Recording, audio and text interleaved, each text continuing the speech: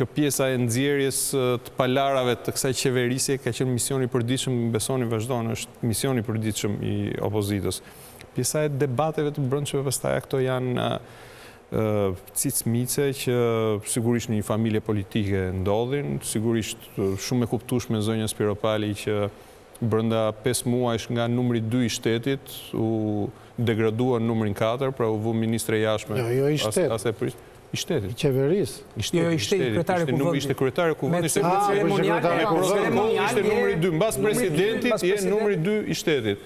U degradua në numrin 4 të shtetit, ministre të jashtme, që është ministri nga pikpamja protokollare më i rëndësishëm mbas kryeministrit, dhe më pas në asgjë një deputet e thjesht. Pra brenda 5 muajve, ky rënim i funksioneve të saj shtetërore, ndoshta dhe politike brenda Partisë Socialiste, sigurisht është kuptueshëm që të shkaktojë një farë mlefi, por asgjë e jashtëzakonshme për njerëz që në karrierën politike kanë prej Edi Ramës. Pra kujtojmë që Zoja Spiropali ishte një nga G99. Ka qenë te mjafti para. Te mjafti.